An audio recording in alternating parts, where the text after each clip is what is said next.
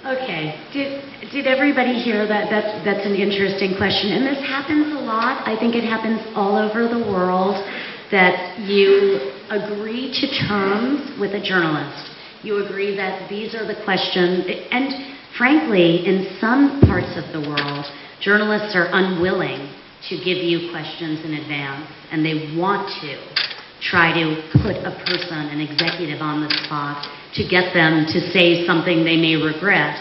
But luckily, in an area where a journalist is willing to agree to particular questions and the terms of an interview, that's a good start. That helps you prepare your executive. That helps you get in a situation where there are lots of ideas floating around in the executive's head. I would say you should always prep the executive, the CEO, whoever it is, to believe that even though this journalist has told you that these are the questions that are going to be asked, chances are they'll ask more questions.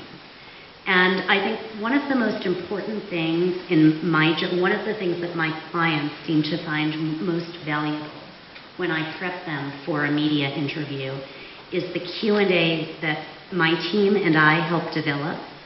And the Q&A, meaning question and answer, what we typically do is take what we think is the worst possible series of questions that a journalist can ask.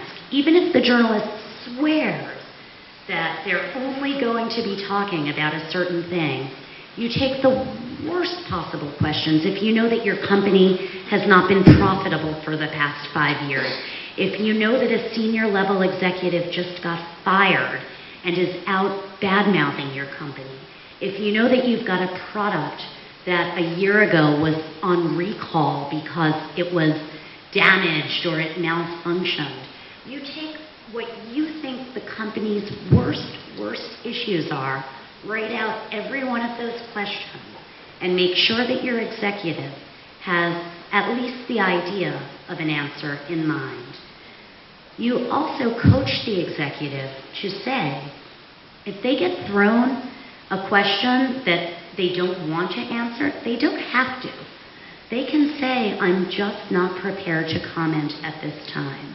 When we're ready to talk, you'll be the first to know. That's a tactic that people use a lot. You'll be the first to know. And I mean, again, I'll go back to my point of don't lie, don't manipulate someone. So don't tell them you're the first to know if they're really not going to be. But if this is a journalist that's important for your company and you want to work with them, but you want to find grounds that are good for you, the journal, in the same way that a PR person shouldn't hold a gun to a journalist's head, a journalist certainly shouldn't be holding a gun to an executive's head. The journalist should realize that they are in a place, a good place, that they are lucky that that executive took an interview with them. And conversely, the executive should realize if they've got something positive that they're trying to talk about, that the journalist is lucky that they are taking the time to write about a particular company. So I think, it's really about finding grounds for mutual respect, but also coaching your exec that they don't have to answer every question. It's perfectly fair to say, I'm just not prepared to answer this, or this question is irrelevant. Let's talk about what really is relevant. Another thing in prepping executives for an important press interview. Yeah.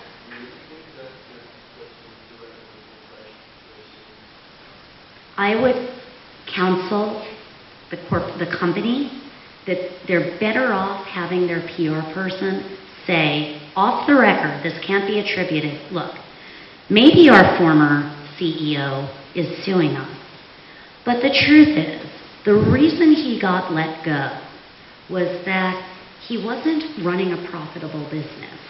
He was discriminating against his employees. He was sending bad products to market, whatever it is.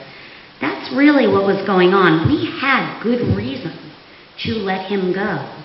And if he's out there saying otherwise, that's his right, that's his prerogative, that's not the truth.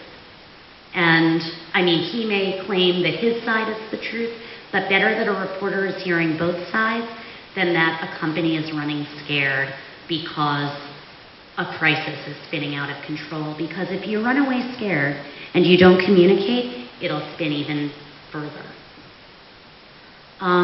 Questions? Crisis question. Okay. Enough about crisis. Let me go back. May I ask a question, Sam? Yes, yes. But what if you fail? Not you personally, but what if you, in a way, fail? The problem still remains, right? The CEO is fired, let's say, so you lose your client. The problem still remains. What if? That's a good question, and I think with a crisis, you always